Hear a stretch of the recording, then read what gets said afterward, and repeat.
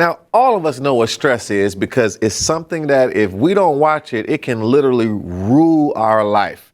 Now, when you think about stress, where does stress come from? There's so many different things that cause us to feel this feeling, this anxiety, this pressure. And we often wonder, what am I going to do when I feel that?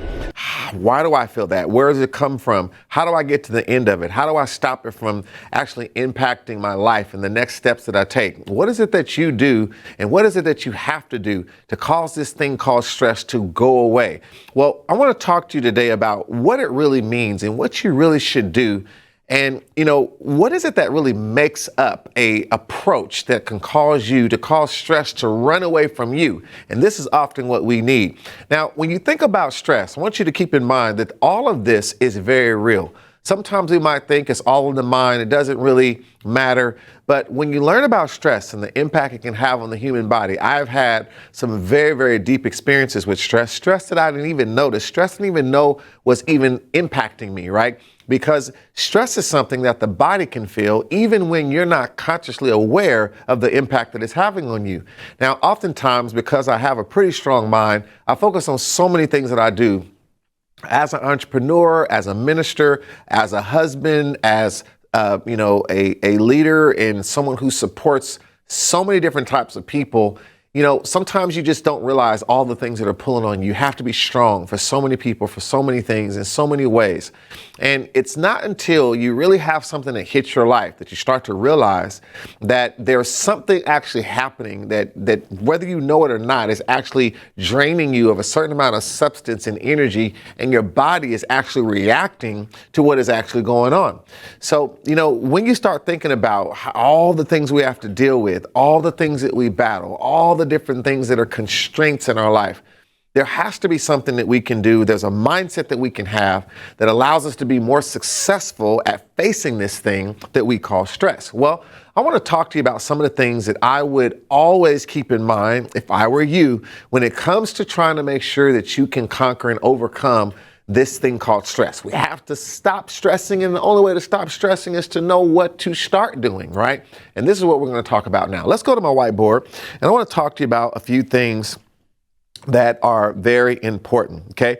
Number one, right, we want to stop focusing.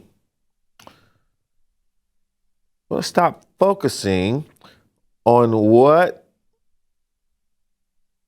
you can't control. Now, this is a very important one because oftentimes this is one of the things that causes stress. Is we start to think about what if, and what if this happens, and what if that happens. We start to think about, does this person feel this way about me? Is this really what's going to take place? Will I not be able to succeed at this? Will this all go wrong? And all of these things that we're dealing with and thinking about are things that we can't control, and yet it dominates our thoughts, it dominates our mind, it dominates our emotion, it dominates our energy. So we have to get to the point where we're able to stop focusing on what we can't control. You have to start training yourself to realize when to let something go. Letting things go that you know that you will have to wait and see how things go, and then adjust to what happens, adjust to what is. Take the reality of what has happened and adjust to that, deal with that. This is what we have to learn how to do. Now, when you think about things that you can't control, keep in mind, control is something that is all relative, because one thing is about it, we can't always control what happens, but we can control our response to what happens, right? We can't control exactly the effect that thing has had on us, right? And that's where we want to realize that even the uncontrollable is always controllable, because I can control the impact it has on me. And that's where we want to be in control. Let's go back here to the whiteboard. So another key thing is thankfulness is an attitude, not a moment. It's another important thing to understand, that thankfulness is an attitude, right? It's not a moment.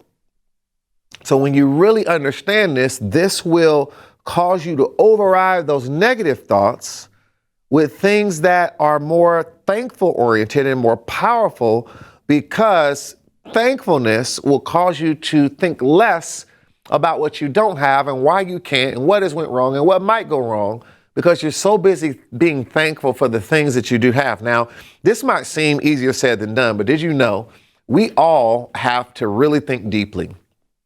Think deeply about the fact that it is a blessing to wake up.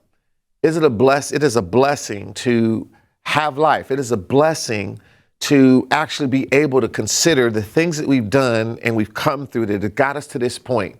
And I don't care who you are. I don't care what you're going through right now. I don't care what you've been through before now. There is always something to be thankful for if you really apply your mind and your thoughts to that. Did you know it is actually a actual work to remain thankful for things, to focus on the things that you can be thankful for, to actually look for the things that you can be appreciative for, to actually search for the things that you can be grateful for. This is why so many people today are overwhelmed with stress, because they give more energy and time to the things that they can't control, to the things that worry them, than to the things that they can be thankful for. And one of the reasons and the ways that we give more attention to the things we're thankful for is by taking the time to talk about those things, celebrate those things, and get around the people who appreciate those things. And if people don't appreciate the things that you're thankful for, you might want to think about who you're around, right? You have to be around people that appreciate those things, because it causes you to be able to stay focused on those things that really matter. Let's go back to the whiteboard here. Another thing we want to do, we want to remove the environments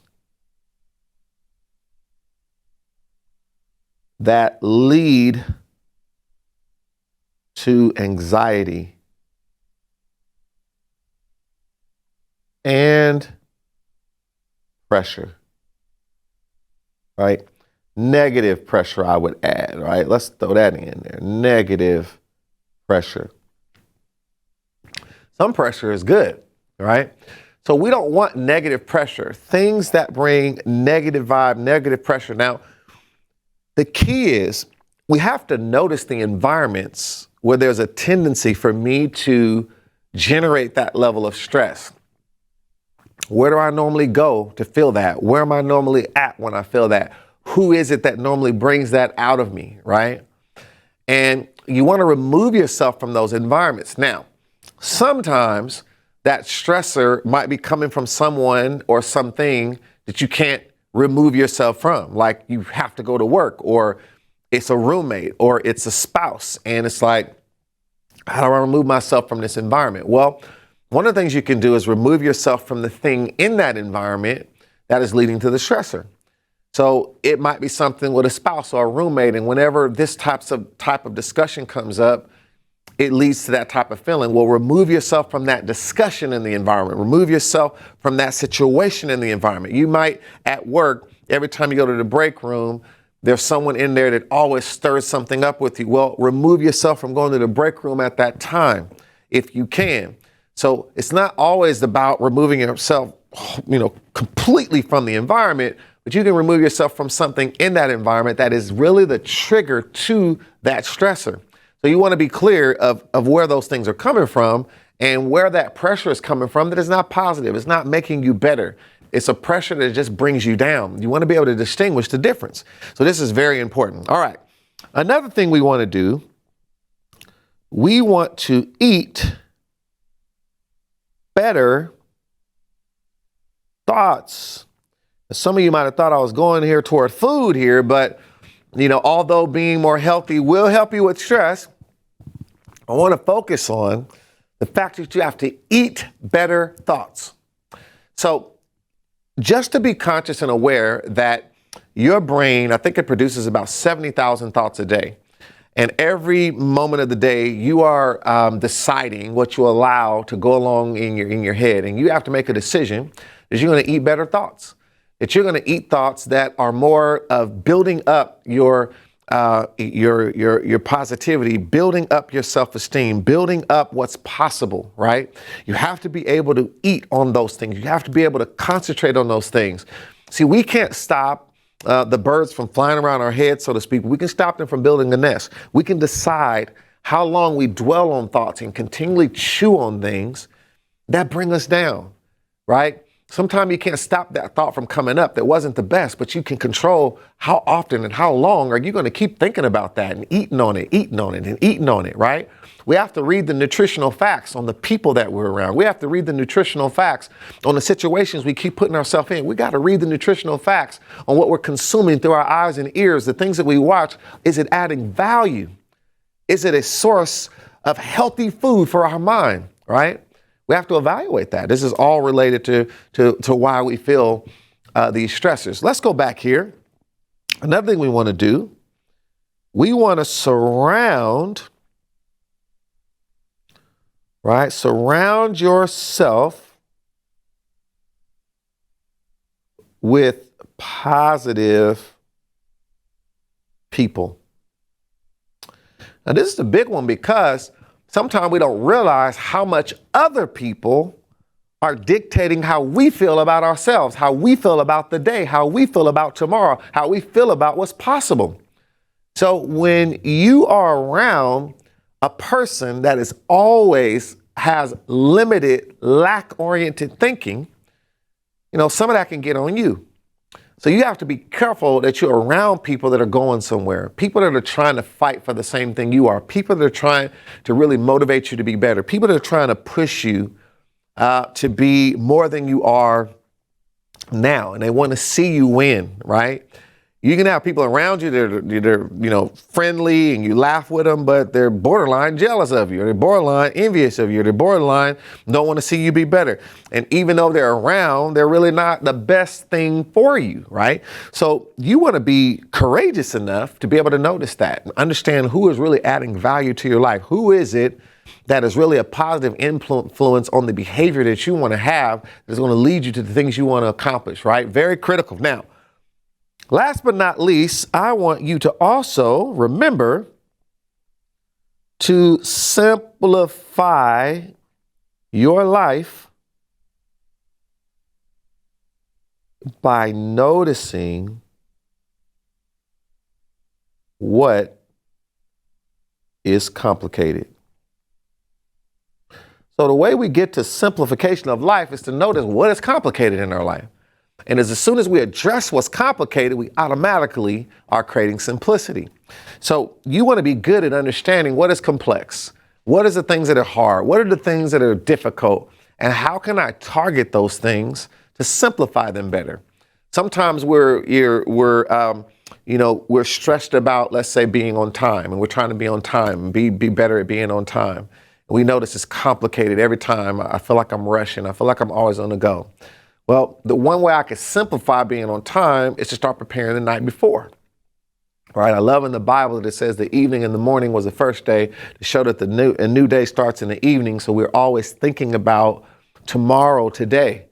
We should be thinking the night before about what's happening tomorrow. And when I simplify by laying my clothes out, getting everything prepared, laying out the things I'm going to take when I run out the door, having all the things laid out that I'm going to do in the morning to go through my routine, of washing my face and brushing my teeth and doing all those things, laying out what I'm going to have for breakfast. I start creating an environment and doing some things that taking those complicating things and simplifying them. So when I get up, I'm positioning myself to win. Right? And making this thing that was hard simple because I took the time to think about how to simplify the pieces of the thing that is complicated. So this is what you want to begin to do. And I want you to keep this in mind. I want you to use this. And if you go back and take a look at this, let's look at this. We have actually on the whiteboard here, we have spelled stress, right?